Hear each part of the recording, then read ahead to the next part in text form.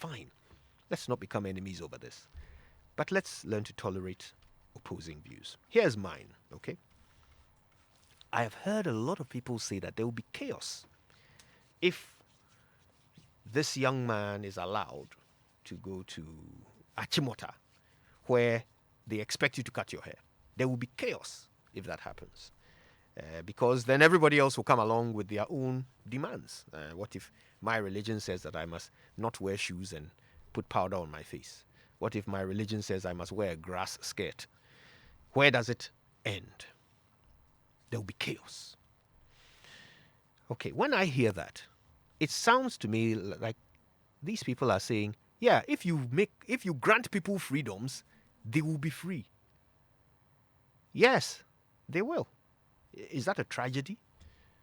So you're a teacher and you're standing in a classroom with people, some wearing grass skirts, some with white faces, some with dreadlocks. You can't teach them because they are different, because they look different.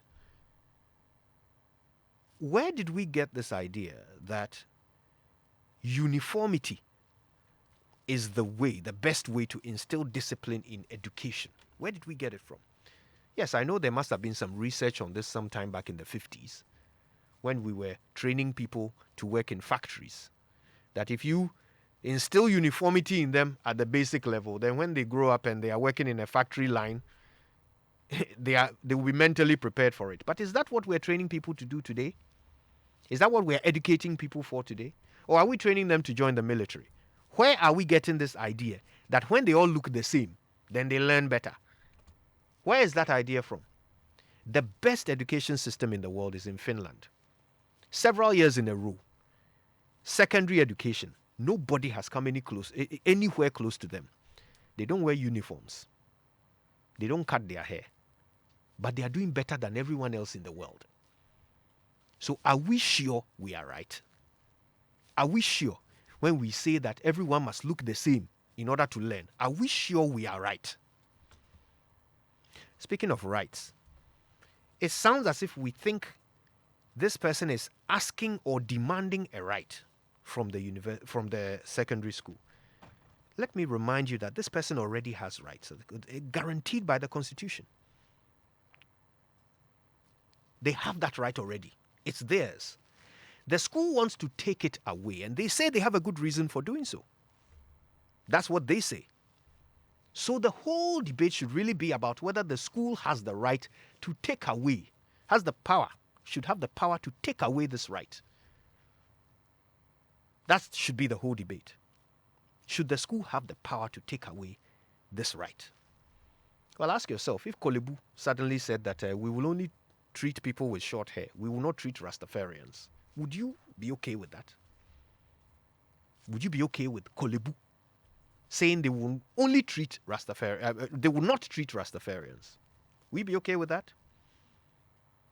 So is it that some institutions have the power to take away rights, but others don't? Who decides and why?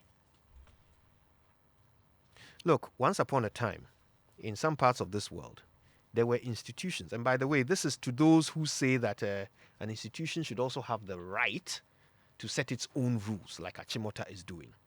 Yes, I think so. But every right comes with responsibilities. So there was a time when there were institutions that said only white people are allowed here.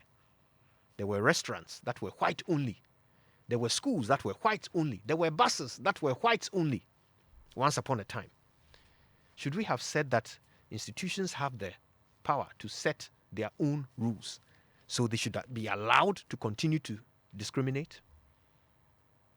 So for all those who are thinking that there will be chaos if you allow people to exercise the rights they already have, I want to remind you, when Abraham Lincoln was leading the debate in the Senate to abolish slavery, there was a senator who asked the question, what will happen if we allow slaves to be free? What next? Votes for women? Those were his words. And the whole Senate chamber exploded in indignation. No, how can there be votes for women? That was their concern back then. That if you make slaves free, then you have to make others free as well. If you give people one group rights, you have to give rights to others as well. And they were terrified of that. So for those of you who are worried that if you allow one group to have rights, others will have rights as well, you are in good company. The abolitionists thought just like you. When women were fighting for the vote, those who fought against them, they thought just like you. When the civil rights movement was raging in America, the racists thought just like you. That if you give people freedom, they will be free.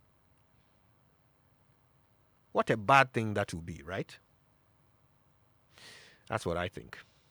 It's okay if you disagree with me. It's okay. We're still friends. We're back with more after these. Hey, big man, have you been to West Hills Mall lately? Wow! Well, I'm the presenter and I usually ask the questions. West Hills Mall, they have the best stores